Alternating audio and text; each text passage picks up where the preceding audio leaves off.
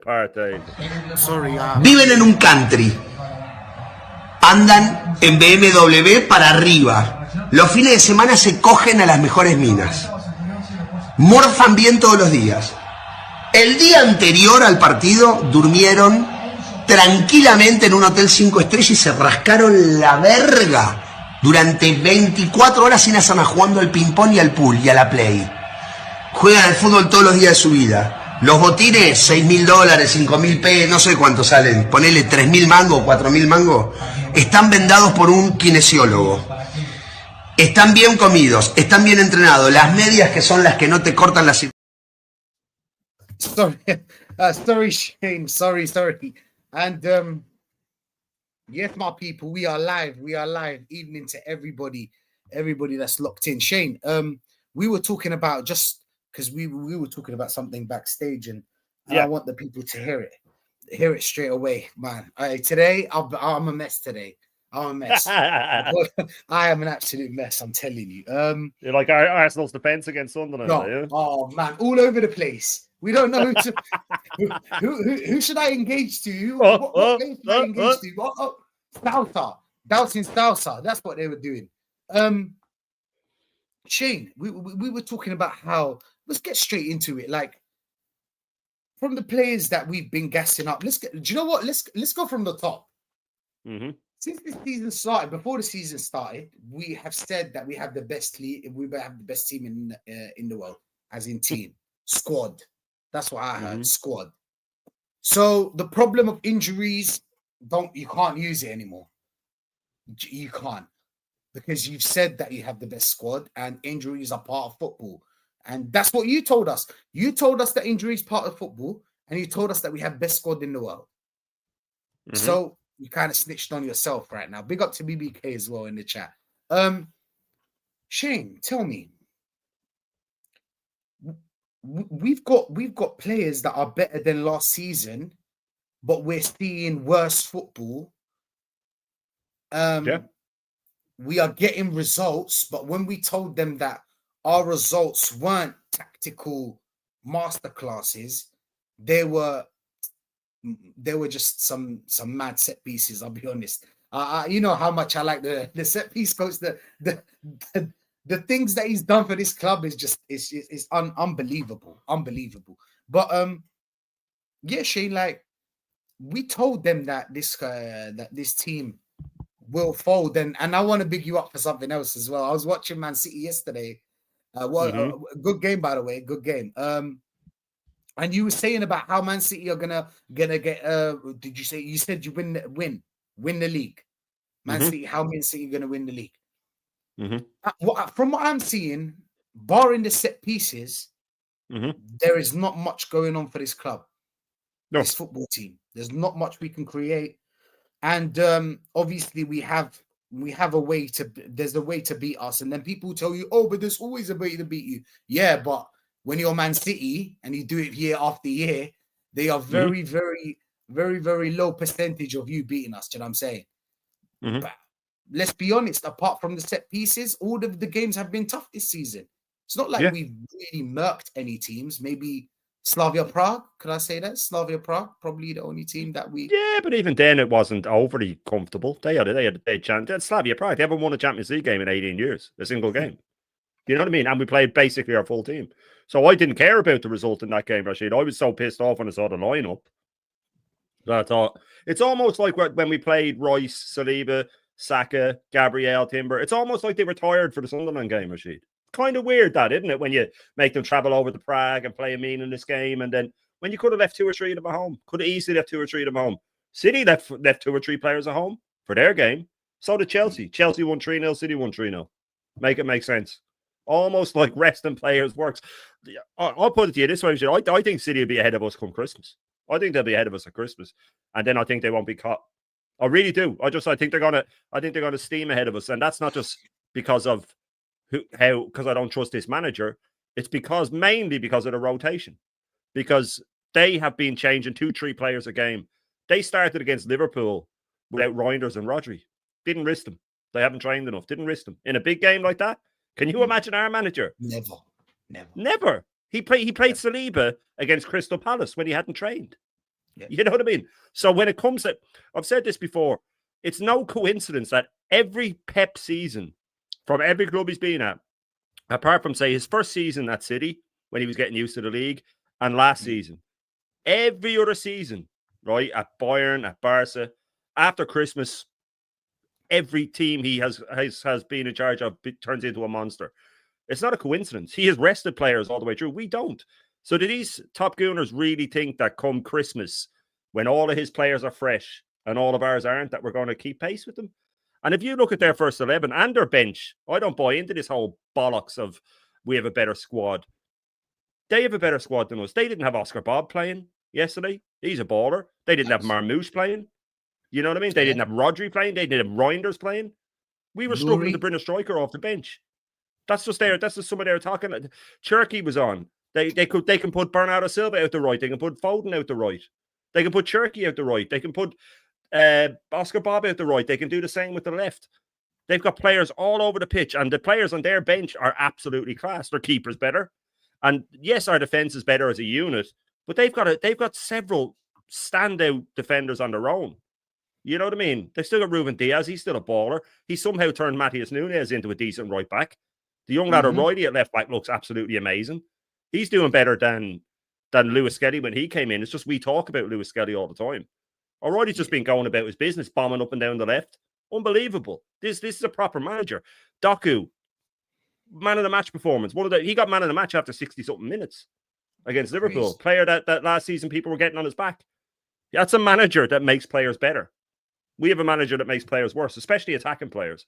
So I think they'll be ahead of us at Christmas and then they won't get caught. I really do. I think they're going to pull away with it. If they win on Saturday, they're a point behind us, Rashid. A point behind us as we. I mean, I know. I know that me and you think alike a lot in football and great minds. Yeah, man. Yeah. You know that we don't believe that this manager has enough to get through, even if he's winning these battles, because he's won these battles before. Let's not, because I know that everybody's gonna say that, oh, because we're so good, people are celebrating us drawing. No, people are celebrating us losing points, and they know what Arsenal is. We could be 12 points ahead, and I know certain man wouldn't believe 100% that we'd win it. I know, like deep down, bro. Big up Guna SE. Big up Guna SE. I feel like Sunderland again. We go into Sunderland's game. No set piece goals. No creativity. We scored from a goal that was gifted, in my opinion. He could have done what. He could have even went long. Do you know what I'm saying? Even go long. Do you know what I'm saying? There's no need for you to kind of like, I mean, you're not near start and you weren't having even a good game for you to actually make that move. You know how sometimes you're having a good game and you're like, you know what, let me do this. Do you know what I'm saying? Let me turn around. Let me spin this play. And he'd been cut out earlier in the game as well. He'd been cut out on the ball earlier as well. He shit. That play actually cost them. That play actually cost them. It was heading sort of like a 1-1 kind of thing, and I predicted the draw. The reason why is because the wave is Sunderland, isn't it? The wave of Sunderland is I was like, you know what? If there's no set piece in this game, I don't think we have enough to like break this team. Not only that, and going forward, they're not that bad. They actually create somehow. But again, what's your thoughts on that game, like the Sunderland Arsenal game, like in general? I think it showed you everything you need to know about this guy. I think it showed you everything you need to know about him. Predictable lineup. We all knew the team. Every one of us picked the exact same team. We all knew the exact team that he would pick. Predictable tactics. As soon as he falls one behind, he looked like a deer in headlights. That's when he sits down and he's beside his assistant. He looks absolutely clueless. Unless the tactics are handed to him, unless the game goes the way it suits his plan A, then he's fucked. Then we saw us take a lead, and then we saw everything that we saw last season. Throwing away leads. 12 leads we threw away last season. You do not lock up against sort of. We scored in the Trossard goal, which was a screamer, by the way, in the 76th minute, I think. Individual brilliance. Yeah, so you can't sort of train that, right? But when we took the lead, that was the first time in 76 minutes that their crowd went quiet. So what did he do? He sat back and let them start getting attacks again. I've said that I've had this out with Christian about this, about all these top owners. Christian told me in no uncertain terms that Arteta has never once sat back and let a team get back into it. Amazing. He said this after last season when we threw away 12 leads, Rashid. He said that was just bad luck, right? 12 bad luck games. Unprecedented circumstances, Unprecedented circumstances. Right, so what I was telling them, what you do is, and it's a common knowledge, is when you take the lead like that, you put your foot in their neck and you finish them off while they're quiet, while all the defenders are looking at each other going, why weren't you on him? Why weren't you doing this? The next few minutes, you finish them off. What does he do? Oh, he didn't bring on the extra defender until the 88th minute. Yeah, but he still sat back. He still sat back. He still said, right, don't just. He let them back into it, and then they started getting crosses again. They started getting. They made 3 subs. Yeah, and then they made the 4th because they saw him saying to Mosquera, right, get your tracksuit off, and then they would have known he was taking off an attacking midfielder. Said, right, throw on another striker because they're going defensive. What does that tell you? I was watching my missus is a massive football fan, massive Arsenal fan, and we were watching the City Liverpool game, and at 2-0, Doku broke forward, and the whole team ran forward with him. And she said, really angry and sarcastically, oh, why doesn't he just lock up? Why doesn't Pep just lock up? You know what I mean? It's like an Arsenal. Like, why doesn't he just lock up? Because she was pissed off going, this is what you should be doing. Even she knows this is what you should be doing. Went forward, 3-0, killed them all. It's style of play, Shane. Style of play. It's a proper manager. It's a proper manager. That's the difference. Liverpool would have put their foot in their neck. You know, Tottenham would have put their foot in their neck. Anybody would. Chelsea would have. Chelsea would have gone for the 3rd in that situation. So when you look at it that way, that match showed everything you need to know about him. Coward, clueless, and then, of course, after the match, blaming injuries, back to the same old excuses, back to never taking accountability, and everything you need to know. So, look, Kenny Ken said it, and I agree, and I'll finish on this. If City beat Newcastle on Saturday, that switches are made in. I think that puts them as with the bookies, even it should be favourites because that's a tough, really tough game. Newcastle are terrible away from home, but they're good at home. But I think City will go there and beat them. And then we've got to go into a North London derby, which we're normally okay in, but we know what this lad's like under pressure, man. We know what he's like under pressure. And they'll be ahead of us come Christmas. And they won't get caught after that. You heard it here first. I feel like you said enough about the game because think about it. What did we create? What did we really create? Did we miss chances? Saka's goal shouldn't have been a goal if the goalkeeper did better, but still, it was a goal, you could say. And Trossard was just individual brilliance. There was no tactics. I still believe that there's no tactics. It's the same way. This is what I told people, Shane, yeah? Do you see the way we played against Sunderland? That's the way we play every game before we score that set piece. Yeah. So rewind, go back. If you don't believe me, go back, watch every game. And obviously this ain't for you, Chief. Watch every game and go and watch it from the first minute to the minute where we score a set piece. Same football, zero creativity, no one to create. Oh, but we bought a number 10, Ronaldinho. Now he's not good enough. Do you know what I'm saying? Now he's not good enough. We need to move on. You know what I'm saying? They wanted all these players. They told me that we had a squad, and now they're blaming injuries. Oh, we had 7 injuries. Well, why did you have 7 injuries? It's not just this season; it happened last season as well. So something must still be the problem that we haven't fixed. That's one of the problems we haven't fixed. We haven't fixed our the way we train, the way we play football, the constant pressure. What do you expect with the constant pressure? You've seen managers before play a constant pressure. Obviously, they win. Klopp is a constant pressure kind of. He used to play a high line as well, so he went crazy. Klopp is crazy. Yeah.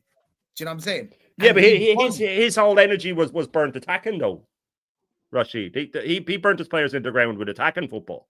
They played rock and roll football where they all ran themselves into the ground getting forward. Our players are running themselves into the ground getting back into shape. That's it. So you can't. How can you win? There's a big difference. Not 100%. And when they tell me, look at Saka last game, what did he do? When I told them, listen, it's not about a player, how old he is. It is about how talented you are. It doesn't matter how old you are. You could be a 40-year-old player and boss it. It's not about, it's about talent. That's what it is. Lewandowski's scoring bare goals. To this day. 40 years old. Best believe that this guy can still score goals. Why? He got a hat trick at the weekend. Talent. Huh? Yeah. He got a hat trick at the weekend.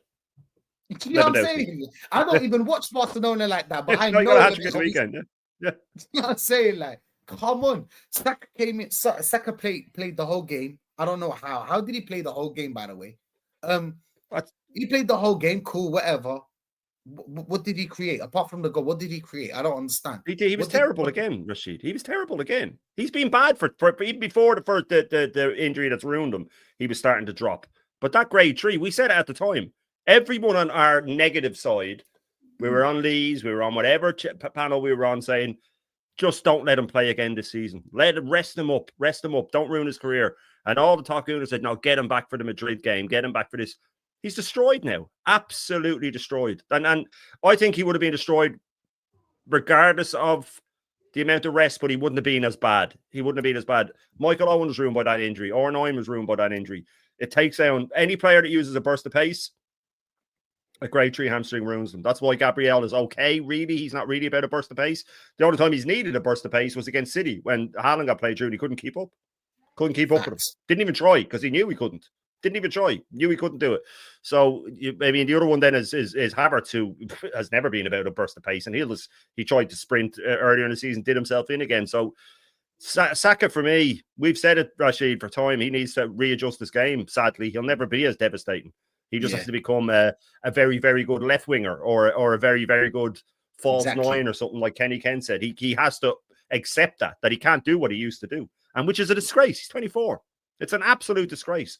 This manager's done it though. Look at Tomiyasu. Look at Ben White. Look at Jesus. He's got to. He is a serial killer. He's ruined careers for fun. Do you know what I believe in? I believe in change. Ronaldo, Cristiano Ronaldo. Yeah, I used to like him before he had that injury in 2012, 2013. Yeah. You know them times. I used to like Ronaldo before that. Ronaldo was kind of techie. After that, it was just pace and not even. Sorry, it lost the yard of pace, and the tech started to go because he lost that yard of pace. Now it's more tougher for him to beat players, and the players starting to be more and more quicker. You know how in these times the players are more rapid. It's all about pace in these times. Yeah. Saka needs to understand that he has lost that pace and he's lost that little split second where you can beat your man in that little split second. Dauman has that. That's why we like Dauman so much. You know what I'm saying? I told them about Madueke. And I know you don't agree with me with this one, and a lot of people don't, and I understand why. Because the productivity after it is so Saka is the better finisher than Madueke, but Madueke as a winger, as beating his man, is better. I'm sorry, he actually beats the first man. Saka does not beat the first man, crosses the ball into the box aimlessly because. How are we going to score a goal? We rarely score crosses apart from set pieces. I'm not talking about set pieces. I'm talking about like or near the end when we have everybody in the box. If we're crying for a goal against Newcastle or something. Do you know what I'm saying? So that may be. I don't really count. Even near the end, I think it was a set piece. No, it was a set piece. Then we crossed the ball, so everybody was in the box, innit? Yeah. So we don't really do that, and we're from what we and Saka. Let's be honest, Saka, you're getting 200k. I'm telling you, so many bonuses. Your star. I expect star productivity. I'm not going to. I never used to judge Mo El Nene like the same as Saka. Of course not. I would be a madman. You know what I'm saying? El Nene could have a good game, but that good game is like a 7 for Saka. I'm sorry, you're put on that pedestal, you get that kind of money. I expect that kind of performance because when it comes to Man City, Haaland bags. You know what I'm saying? When it comes to other teams, these players produce moments. They have moments. I could go back to moments where like nobody even talked about Shea. PSG. Nobody talked about that one. He had a one-on-one. Yeah. Had a one-on-one. And not to pick on Saka because I'm going to move on to Eze and I'm going to move on to Declan Rice and I'm going to. Do you know what I'm saying? He missed a one-on-one, Shane. Came in. So they don't say, oh, you're onto Saka, like onto Saka. It's not some agenda, bro. Man, don't care. I want Saka to play, but I just want him on a different kind of like whipping the balls, maybe, you know. Or not tracking back as much. Stop him tracking back as much, Rashid. Let him keep his freshness when he's going forward. Do you think that's the case, Shane? Because was Dauman tracking back? Yeah, but he will be ruined. You see, that's the thing with Dauman. When everyone's saying they want them in the team now, I understand it. I understand wanting them in the team, but I don't want them being used until this manager's gone. I don't want this manager destroying them. because he will destroy him. Look at Ethan, second guessing every time he has the ball. How a player like Ethan Wanyeri, a player like Eze, a player like Dowman, these tens, these creative players, they have to play off the cuff, Rashid. They have to be able to play naturally, and half the time they don't know what they're going to do when they get the ball. It comes to them when they're able to read the situation around them. Henry said that was the difference between world class and very, very good. Or, well, Wenger said it about Henry, is that when they have that half second to make a decision, they make the decision quicker than anybody else because it's natural to them. You can't take that away. You heard him with Ethan at the, in the Champions League, move, like a drill sergeant. You could hear Arteta. I saw him telling the Timber like where to pass the ball, and you're out there on the pitch. You don't have a split second. You don't need someone telling you what pass to play. You know what I mean? Sit the fuck down and let them play. As View says, if you're this meticulous manager who spent all week training them, well, then surely that's the time you sit back and let them fucking play. Because it's this guy holding them back. And you see Eze, he's deciding when to do. We got a throw in against Sunderland early on. And Rice turned all the way around to the bench to find out if he should run over and take the throw in. Then he runs over and takes it. And on those throw-ins, we've never scored from one. Our throw-ins are crap. Really, really bad. We don't beat the first man. And he keeps doing it. Wasting time, going out to take the throw. This guy is clueless, man. But when it comes to Dowman, he is a game changer. But, you know, he's not allowed to change the game. You're afraid that he's going to ruin him, basically. He will ruin him. He'll ruin him. And I don't mean by injury. He'll do that too. But I just mean by taking it out of him.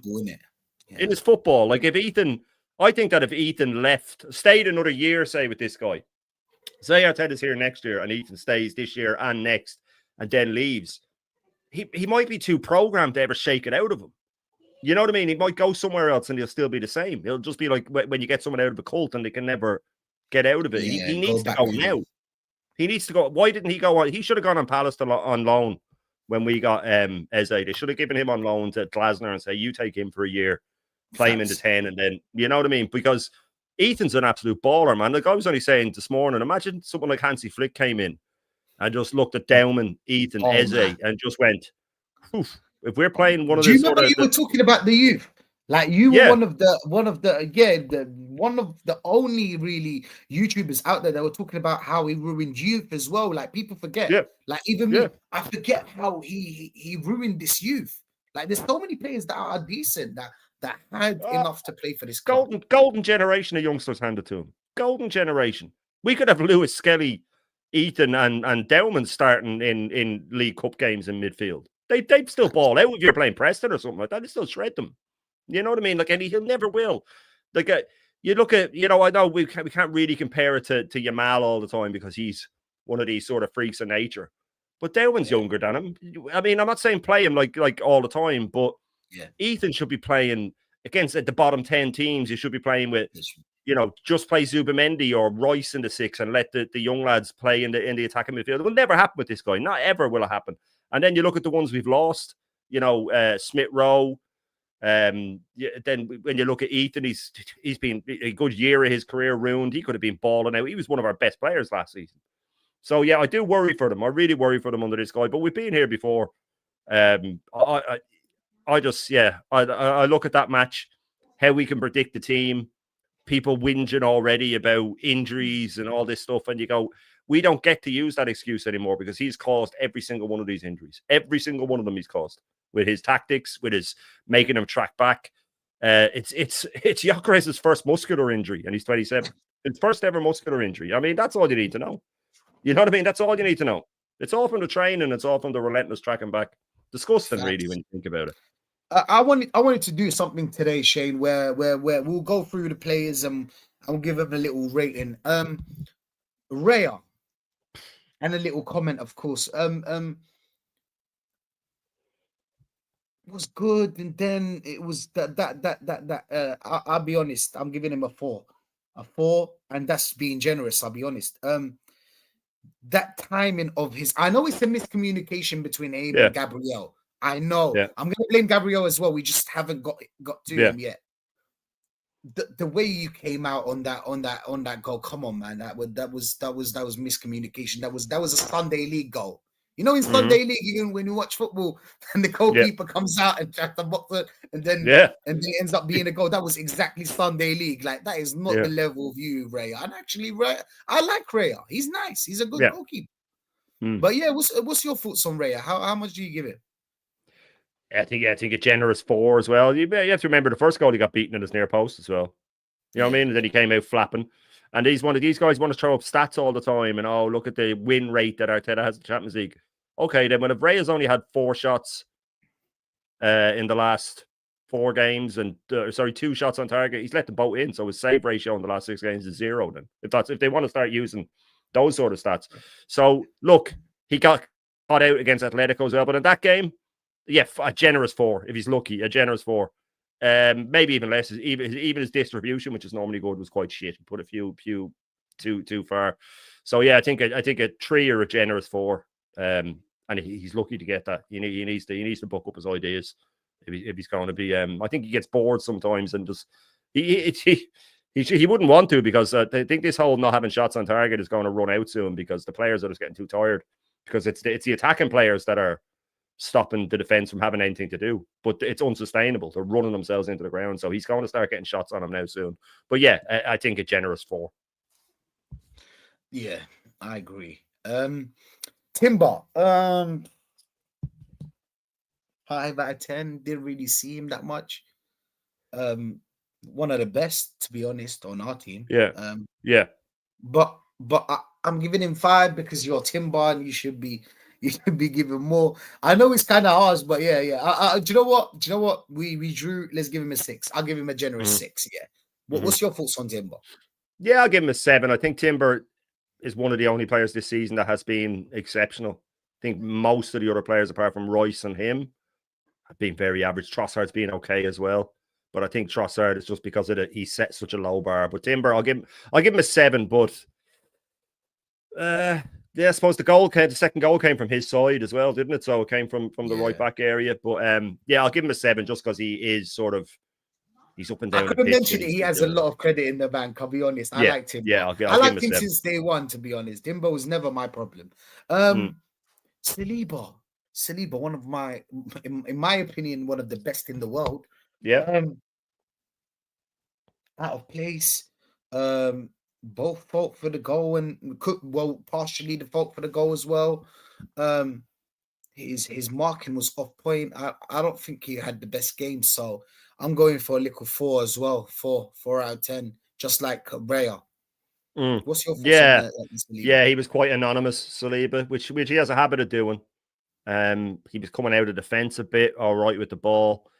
He looked, I don't want to say disinterested, but I still think he's carrying an injury, if I'm being honest with you. But do you know what? I'll give him a 5. I'll give him a 5 because he was because he is a calming influence. But did you know what? And he wasn't in that game. No, I'll give him a 4 as well. Yeah, because we let him 2 against Sunderland. Yeah, we can't let it slide.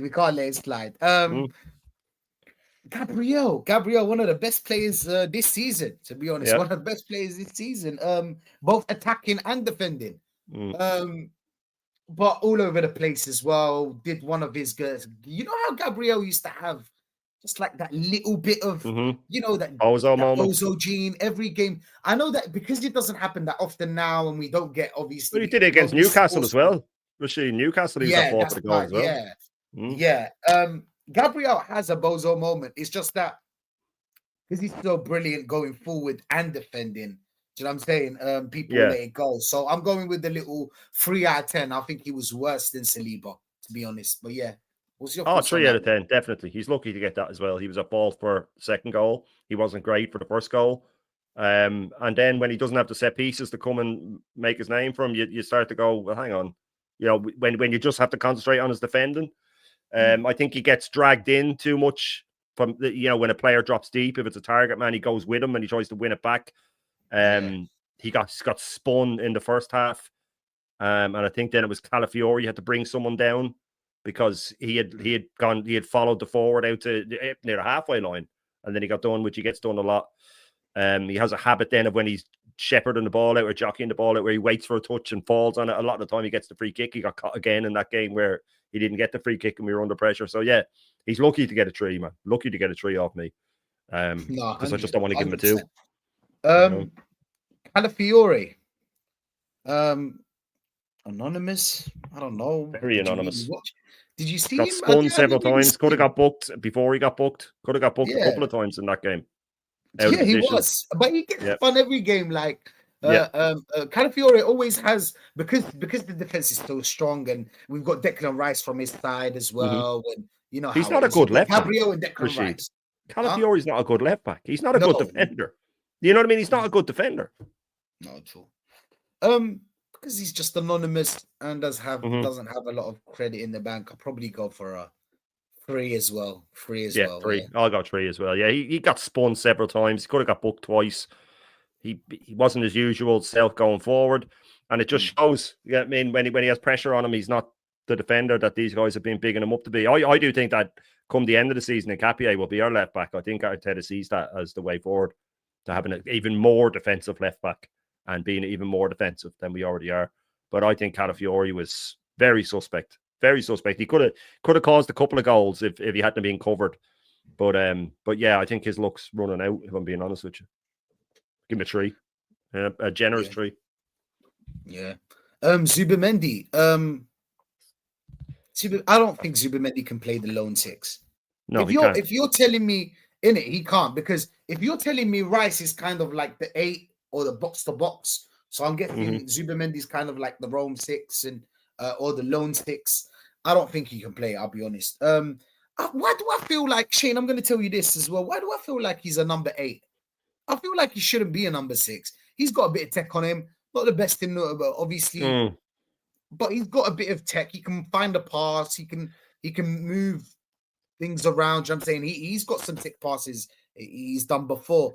But it's the number 6. I don't know. Please tell me about this number 8 thing that I think. But again, 3 out of 10. He was part of the problem as well. We just saw it today on Lee's channel.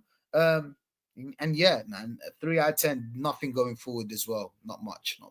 Zubimendi for me, we were always saying that to play Rice in a double pivot, but mainly because Zubimendi needs him beside him. But the thing is that Rice is having to play the left 8 and double pivot. He's having to cover. We've said this before. Without Rice covering so much ground, Zubimendi gets really found out, and he's getting found out even with Rice protecting him. So Zubimendi for me, I said it before. I watch a lot of Spanish football. With time on the ball, he's good. I said this season he'd get caught out with a high press, which he has done several times. Any team that high presses him, he gets caught out. He might learn to use it the way Rodri did, but I'm giving him a 2 for that game, Rashid. I think he was piss poor. Fair enough, people will say it wasn't a free kick that he gave away for the first goal, but he still put his leg in. He still didn't win the ball as cleanly as he could have. He gets booked nearly every game because he's too slow. He's getting caught out with the high press, as we saw for the goal. Then after he gave the free kick away, he was terrible, just standing stagnant, waiting for the ball to come out to him so he can have the ball at his feet. So yeah, I'm giving him a 2. A 2. I thought he was absolutely awful. Absolutely awful. Not for me at all, Zubimendi. People that are saying that he's world class and that what a signing and all this. I think he can become a very good player. But he needs to learn how to use the high press to suit his game, as in getting himself an extra few minutes whenever the ball comes to him by losing the first man. But he hasn't yet, and he seems very sort of petulant about it, that he just feels he should be given time, that he doesn't have to earn it. So yeah, I'd give him a 2. I'd give him a 2, and God help him if Rice gets injured, man. God help him if Rice gets injured. I don't know what the chat think if Zubimendi's rating is too harsh. I don't know if it's too harsh. I think that he was just absolutely terrible. I think he's been terrible for a while. He has the odd good game and people seem to forgive him. But not for me. Not for me at all. There at the PFC. Yeah, man. Thursday. The Ireland match. I'm going to be watching the under-17s as well, man. I only found out today that the under-17s is on. Ireland top of the group. We were going through it today. I think Egypt that won 16-0? I think Egypt won 16-0 in the under-17s. Sorry, can I scroll up here? Arteta is an enemy of progress. Like Thief, you know it, man. Yeah, there is no such thing with this guy. We were told processes, progresses, everything was going to come together, phases. No such thing with this guy. No such thing with this guy whatsoever. But yeah, Zubimendi a 2. I'll give him a 2, and he's lucky to get it. Damn. But what's your thoughts on the thing that I told you about Zubimendi? As in, do you see him as more of a number 8, or where would you place Zubimendi? I don't think he has it in him to receive the ball with his back to goal like that and turn on it and stuff like that. I think he'd be caught out. I think he needs the space of the 6, which he's not getting in England. So for me, I was never overly keen on getting him. I thought he was a decent player. I thought he can be very good with time, but I was never overly keen on him. I think putting him in the 8 is just... Maybe. Yeah, well, look, for me, home games against anybody but the top 3 or 4 teams, I'd have just Royce in the 6 as a lone 6 anyway, and I'd play more attacking midfielders. It'll never happen under this manager. With a good manager, that might happen, but not with this guy. So you just think he's a rotational player. You keep him For me, yeah. If you're winning a game 2-0 and you want to not shut up shop, but slow it down a bit, then bring him on. Yeah. You know what I mean? Control the football. Yeah. Well, this manager's wanted him for a long, long time. So him, Rice, and Odegaard, if they're fit, all 3 of them start. Guaranteed, no matter how well anybody else is playing. 3 of them start. We know it. They know it. And even worse, Eze and Ethan know it as well. Facts. They know what no matter what they do, they're never getting into the starting lineup ahead of them if they're fit. Never. Declan Rice, best out of a bad bunch, I guess. Depends how you look at football, I guess. You know, what I want people to tell me, what is the centre mid? What is the centre mid's job? Is it to attack and defend, right? Am I wrong? Yeah, old school. Yeah, like a Roy Keane used to do that before he got a bit older and became a 6. But what does Declan Rice offer going forward, apart from set pieces? There's not much. He's not going to pick out a ball the way Lewis Skelly did against Atletico. He's not going to beat 2 or 3 players and slot in Martinelli like that. So listen, I think he's one of the best midfielders around. I think he gives so much to the team. But when he's charging forward, he should be able to lay it off to a Pedri or someone like that. That will do the last little tread of the ball. Not Odegaard. Eze, if Eze was allowed play the way he normally did. But Rice was his usual self, busy, hustle and bustle, up and down the pitch. He wasn't as dominating as he normally can be, or not even close.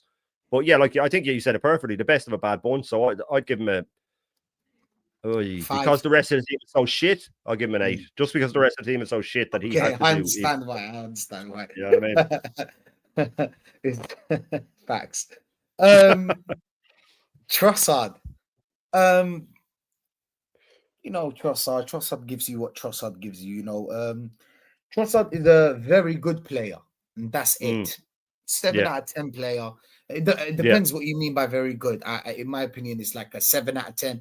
He just gives you what he gives you. Trossard. The problem at Trossard, the problem he has is that he doesn't have enough pace to play on the wing, in my opinion. Yeah. And secondly, he always wants the ball to the feet. He doesn't want the ball in behind defenders. He doesn't make that run.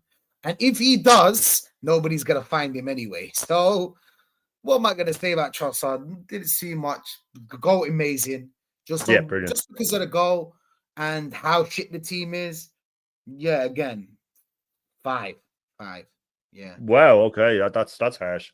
No, look, Trossard, like I said, he's been one of our better players, but I think it's only because I expected so little from him this season. I thought he was finished. I thought, he was so bad last season. I thought, right, maybe. Do you know what he's doing a bit more now, which I like, is he's shifting it onto his left and just whipping across it. And he did it for Marino when he got the elbow in the face.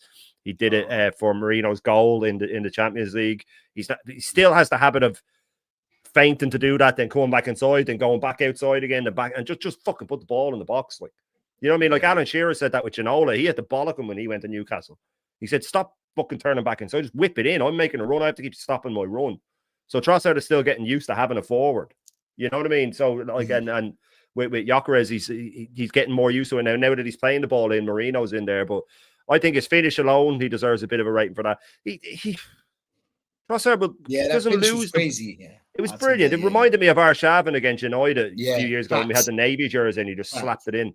He's The like thing a is, Sharvin, isn't it? He just kind of doesn't has have that. his He's not as pace. direct. He's not as direct. Yeah, but the Yeah, thing not is, as direct. Yeah. not as direct. But with Trossard, he doesn't give the ball away much, but he Facts. rarely does anything. He's rarely like splits a defense open. It's always turning back Extraordinary. inside. And yeah, he's very ordinary. So when he does something like that, you go, okay, look, him and Rice and Timber, I think were the only ones that could sort of walk off the pitch and think, right, we did okay today.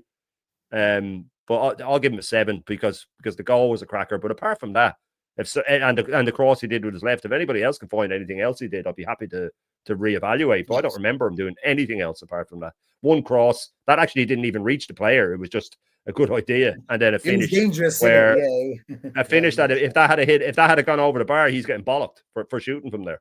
Yeah, you know what I mean. Facts, man. Yeah. Now we only put it like that. Facts. Trossard was the best of our bad bunch. Saka. I mean, you know, we the thing is that we've talked about Saka enough, and I'm gonna be completely honest. I did not see him that much. Like, I didn't see him create that much. Do you know what I'm saying? I feel like Trossard created more than him. So I'm going for a 4.5, maybe 4.5, 4 around that. I know it's crazy to say after the goal, but it's all he I'm did, talking about whole game, innit? Like the whole game. What's your thoughts on Saka? Yeah, I'll give him a 4 because of the goal. But even then, the keeper should have saved it. He went near post, near post, and he didn't hit it that hard. You know what I mean? Keeper should have saved that. Keeper should have easily saved that. So that was gifted to him. Apart from that, look, I feel for Saka. I really do, because I love the guy. I think if we had Emery for the last 6 years, Saka would be top 3 winger in the world. I really do believe that. I think he would be top 3 winger in the world if he had a manager who hasn't run him into the ground, who lets him attack. You know, if you look at, he spends so much time tracking back. People go on about him getting doubled up on. I always say this. Every winger that we play against, from Port Vale to whoever, both their wingers get doubled up on. Every single game. Because we're and then when we break, they're knackered. And I look at him, like I keep going on about it, the burst of pace is gone. So I feel for him. He's been absolutely destroyed. He's broken. This manager's broken his body. And I still think he'll have moments where he'll shift inside and slap one in top corner, because he's technically a decent player. I think he's a winner. I think he's a lovely guy. How much do you expect from him, like GA wise? I know everything it's not about GA. Yeah, no, like, not how big much do you expect from him, like in the Premier League? Old Saka or this Saka? This Saka. How much do you expect from him? How much is enough for you to say, hey, listen, Saka had a brilliant season this season? Ruin Saka. 10 goals, 10 assists, maybe more assists than goals now, because he can just cut inside and slap it. You look at Salah last season. He didn't have the pace anymore. He started playing through balls from the wing and stuff like that, like not crossing, it's just through balls. He figured out how to do. He came up with his own sort of where he'd skim it along the ground and he'd play a through ball. Like, if he had a proper coach, Saka, who just said, listen, you're going to have to adjust your game, they could be teaching him stuff like that and saying, you can adjust your game, mate. You can still be really devastating. You just have, because he's got all the talent in the world. So, yeah, I think 10 and 10, and that's without penalties, by the way. You know what I mean? I mean, like, you know, getting that'd be massive. If you got 10 goals outside of penalties, would be huge. But I don't think he can. I really don't. I don't know if he'll do that again. And I can't see him getting 10 open play goals in the season. Him to get in the Premier League this season? Again, with penalties, I suppose 10. Without it, 5 or 6. I can't see him getting more. Can you see him getting clean through and leaving them behind? You know what I mean? I'll be honest. Not gonna happen. I can't. Moreno. Good God, what a bag of shit that player is, man. Moreno, man. Do you know, sometimes I feel like he hates Spanish. You know, the Spanish players, you talked about it a lot. Do you remember when you talked about it on your show, and you were talking about the 2009, I think, and 2010, 2012 Spain somehow players. Man, come on, Fabregas didn't even imagine him in that team, man. You know what I'm saying? He's not getting what? Do you know what needs to happen? You know, like they have to have an airplane crash. It needs to be a crash, like a whole airplane crash. Yeah. you know what I'm saying? Everybody dying, everybody's in the hospital. Yeah. Even the ones, you know what I'm saying, that get checked out. You know, the ones that get checked out, they'll probably play. They'll probably play. If Iniesta gets checked out, he'll probably play. Yeah. Oh, he's Um, terrible. Terrible midfielder. Striker, he connected well with the ball against Slavia Prague. He connected well with the ball. Slavia Prague. Slavia But Prague. again, we knew that, you know, Moreno's not the answer. So No. do you know what I'm saying? Like, I don't know, what did he do really? I barely saw him touch the ball. Am I just bugging here? Because I barely saw him touch the ball. No. All he does is just drop to the ground. That's all he does is flop to the ground. That's his job. Yeah, collapse to the ground, get us a free kick in and around the box. Just flop to the ground all the time. He does nothing else. Nothing else. Came into midfield a couple of times and played the ball back to a defender. It looks pretty because he shimmies past the defender, or loses a midfielder and lays it back. He's very frustrating. In midfield, he's a waste of time. For Spain, it's different. They know how to use him. Just arrive late in the box, get on the end of it. Fine. I would play for Spain. I would play. Yeah, that's what I mean. That's what I mean. Like, and even Sky Sports put it up, and my missus called it actually, because they put up like 8 goals in 16 games or something like that.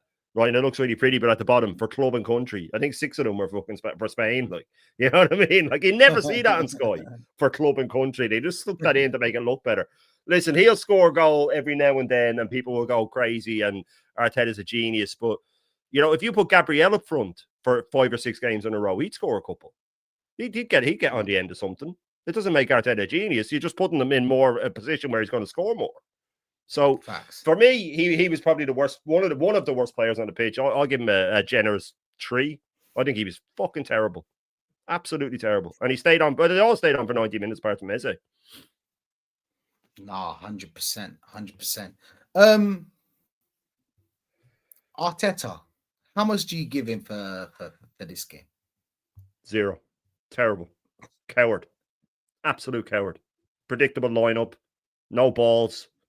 Locked up again. Got found out again. Made the wrong subs when he did actually make one. Ran his players into the ground. 0. He's lucky to get a fucking 0. If I could give him -, I would. Chap is clueless. Facts. Waste of space. Just for his cowardness. He should be paid. He'd be paying for that. But it's okay. Battle's not war. That's what I'm going to say. Shane, do you think this international break is going to work for our favor?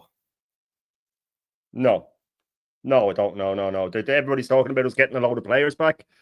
What's the odds? They brought out I don't know if it was on the Arsenal website, but it was one of their social media pages, something expected return date, and like 6 of the players were for the Spurs game. What's the odds of them all being back for that? And then if they are, they have to get match fit.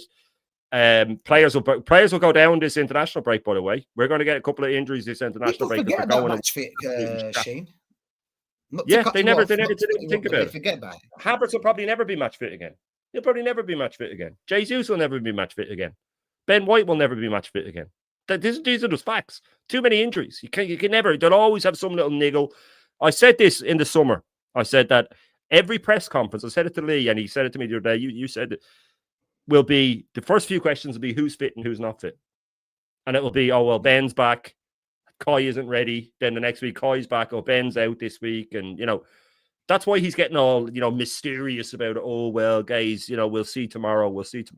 Because they're not going to be ready. They're not going to be ready. Just tell us they're not going to be ready. So, match fit. The problem is then to get match fit under this guy, he doesn't know how to edge someone back into a team. If they're one of his guys. If they're a Havertz or an Odegaard or a Saka or someone like that, if they're one of his famous 5, or they're one of the other 2, they're just thrown back in straight away, and they're just forced to play relentlessly. Big up to Suge, the one and only Suge is in the house. He's saying big up Rashid, Sean in the chat. Hit the like and subscribe. Big up Suge, man. You absolute legend of a man. Absolute legend of a man. I will be getting you on off topic. I'm going to do that topic in a few weeks. I'll work it out with you what day you're free, and we'll do it from there. But yeah, match fitness. This guy does not understand match fitness. Never has, never will. That's the big problem with him. He doesn't understand rotation, and he doesn't understand match fitness. So when Odegaard's back, what he'll do is he'll come off the bench once And then he'll start from then on until he breaks down again. When Havertz comes back, he'll come off the bench once. Oh, I'm going to edge him back in. But Shane, we've seen the full team, and it's the same football as now. Like, what really changed? And big up to Stooge, by the way. Big up to Stooge. Love for the chat. I mean, we've seen the match fit, and we've seen the team now. Like, what is the difference apart from set pieces? Please, let's not talk about set pieces. Yeah. Like, apart from that, what is the difference really? You know, it's the same team from last year. When he has a fully fit team, it'll be the same team except for Zubamendi and Calafiori will be in. That's it. You know what I mean? That's the same team. You still have Havertz up front. He'll play either Trossard or Martinelli out the left, or maybe Eze sometimes. But Eze's wasted out the left. For Partey, basically. That's it, really. When you think about it, when he has a fully fit team, it'll be close to what hasn't gotten over the line for 3 years. Do you see any other changes? More players. I don't understand. But we told him it doesn't matter who he gets. You won't know what to do with them. You know what I mean? They never understood that. Norgard, what's the point? No point in him. May as well have kept Jorginho. May as well have kept Jorginho. The chap cried when he was making his Champions League debut. He can't believe he's here. You know what I mean? I cried when I saw him fucking lining up for the job for other reasons now. But you look at it, you go, okay, well, he's going to play either Martinelli, Trossard, or say Eze out the left, right? Eze might come in. But Eze out the left may as well be Trossard or Martinelli. For all the good he does out there. There's no point having him. It'll be Odegaard, Rice, Zubamendi when he has a fully fit team. Zubamendi's a massive downgrade on Partey. So we've weakened ourselves there. Saka's always going to play, and it's the broken Saka. So it's not even as good as 2 seasons ago. Yeah. And Havertz will play. And he's broken as well. Let's remember, from the hamstrings and everything else. So here's the twist. Idiots, man. Here's the twist. If Gyökeres was available right now, Havertz was available as well. Havertz starts. Straight away, you know the question. Yeah. And Yeah. Havertz start. We were saying it in the summer. I was on Dan's. I said Havertz will start. Someone came for me on X saying, you said Havertz would start. Then it came out recently that was the plan, to start him, but he wasn't fit. That was the plan, was to start him. People would say, what about Madueke? Where's he? He wants to play him out the left. That's even worse. Facts. You know what I mean? People are... This guy's gotten lucky that Eze has come in because of Odegaard's injury, because these fans don't realise that we would have... Eze would have had barely any minutes, and we'd be arguing now because why is he still out to the left? And we'd be saying, when's Gyökeres going to get his chance? You know what I mean? They don't grasp it. And this guy will always find a way to ruin it. And people are talking like we've already won the league. And I'm looking at them going, we've gotten really... You know, you look at the Newcastle game, last minute goal, right? You look at the City game, last kick of the game. If Martinelli is another inch forward, he's offside. It was only Ake had only just come on the pitch, played him onside. That's City an extra 2 points and us minus a point. They're a point off us. That's how close it is. You know what I mean? And City are meant to be shit. Washed City, crap. Look at their manager. If we go into a title race with City, we're done. Look at their forward line is better than ours. Their midfield is better than ours. The only thing we have better is defense. Their goalkeeper's better than ours. And their bench is better than ours. And their manager is 10 times better than ours. Thanks. You know what I mean? I don't know where this false confidence comes from. Last question, Shane, and we get out of here. Big up, Suj. No question, Havertz will start. Gyökeres will drop below, and Moreno in the pecking order. Big up Jalil as well. Big up Dazza as well. Big up Dazza, man. Big up PFC saying, for me as a rival fan, Arsenal are the most predictable team in the league. Facts. The way to beat Arsenal, low block physicality, it is as simple as that. And you need to be able to defend set pieces. Don't forget that. That's so important. That's so important. Shane, do you think it will start going downfall for Arsenal right now? Or like, do you think like me, where it's going to be ups and downs? I feel like it's just going to be ups and downs, you know.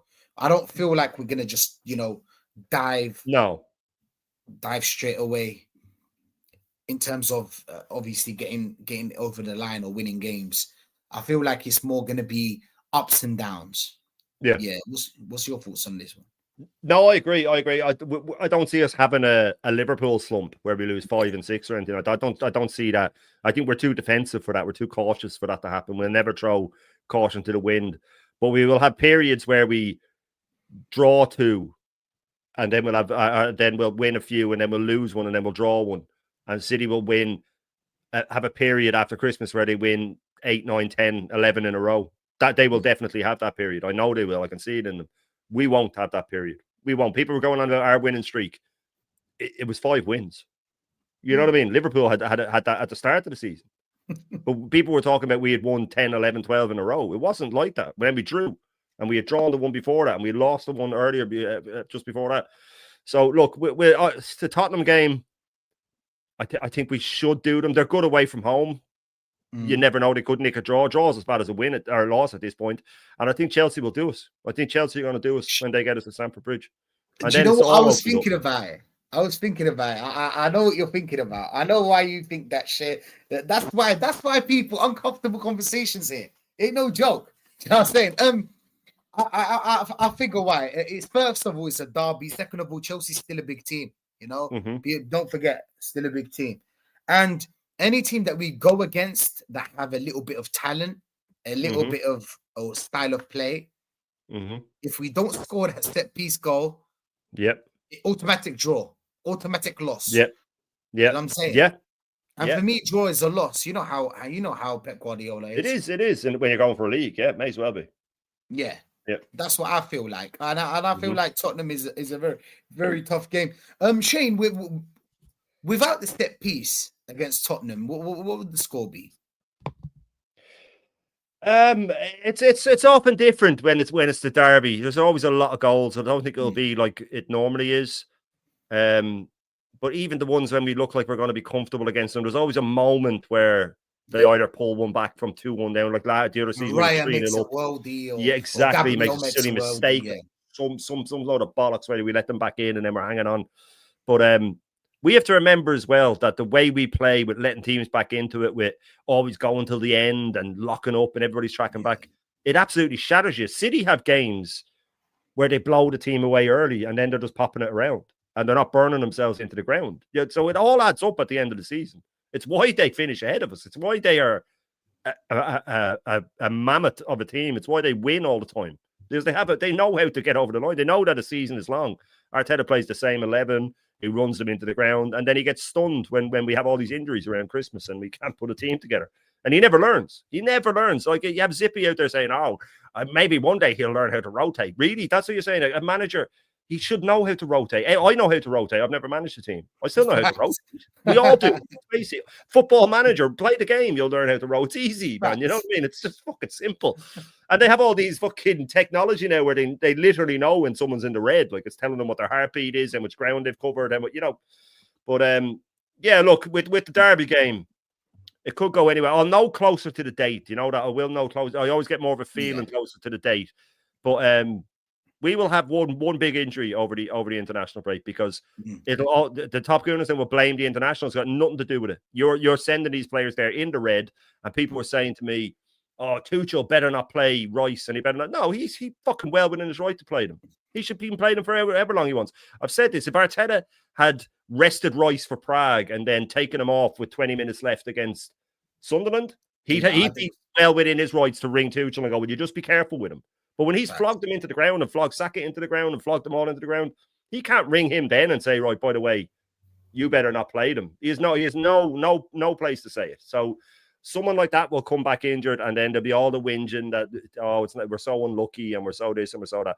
So we'll see what happens. It depends. Tottenham were quite unlucky against United. I think I knew they were going to let one in, but Tottenham are still Tottenham. You just don't know. You don't know. I do worry that if and another thing before I shut up, it'll also depend on what City do.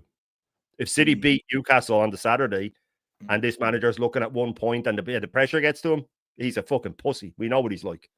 You know what I mean? So if City, do you know what? Even if City lose, he'll still feel the pressure because, now we have to win because we have to go back ahead of them again. So it'll depend on a lot of things, but it shouldn't. We should be at home to Tottenham. We should be fucking thinking, we'll steamroll these and then we'll go into but nothing's easy. Have you felt confident going into any game this season, Rashid, apart from say Prague? No. Probably only Slavia Prague. There you go. But that's because we're negative. but we are, innit? We are. All the technology we're talking about, but still, we don't know how long players are injured. It's just mad to me. Yeah, it's mad to me. But anyway, I hope you lot enjoyed it, and thank you for being here. Of course, Shane, as always, our partner in crime, and the chat as well. Big up to every one of you. And Legends. yeah, we're out of here. Let me just look for someone that's cool. Okay. Okay, yeah, Hussam. Big up Hussam, Rashid and Shane, raid on the way, people, and we're out. Love. See you later, lads.